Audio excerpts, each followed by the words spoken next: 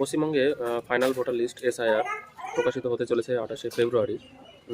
তো সেই ভোটার লিস্টে যদি সবার নাম না থাকে তাহলে আপনারা কি করবেন, আপনাদের কি করণীয় হবে? সেই ক্ষেত্রে আপনাদের যেটা করণীয় হচ্ছে, যদি ফাইনাল ভোটার লিস্টে আপনার নাম না থাকে তাহলে আপনাদের নির্দিষ্ট ডিস্ট্রিক্ট ইলেকশন অফিসার অর্থাৎ ডিএম যিনি রয়েছেন তিনি হচ্ছেন ডিইও, ডিস্ট্রিক্ট ইলেকশন অফিসার। তার কাছে ফাইনাল ভোটার লিস্ট পাবলিশের 15 দিনের মধ্যে আপনি কিন্তু তার কাছে অ্যাপ্লাই করতে পারবেন।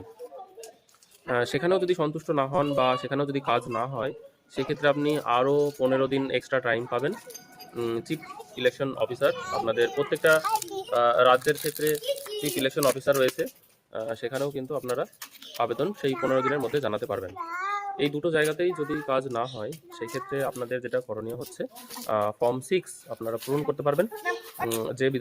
যে রাজ্যের ক্ষেত্রে ভোট আসন্ন অর্থাৎ ভোট সামনেই আছে, তাদের ক্ষেত্রে 10 দিনের মধ্যে আপনাকে ফর্ম 6 অ্যাপ্লাই করে আবার নাম তোলাতে হবে।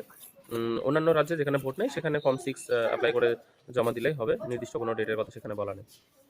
তো এই হচ্ছে কয়েকটি প্রসেস যেগুলো আপনাদের সকলের জানা উচিত, যে ফাইনাল ভোটার তালিকায় যদি নাম না থাকে তাহলে সেক্ষেত্রে আমরা কী কী করতে পারি। ধন্যবাদ।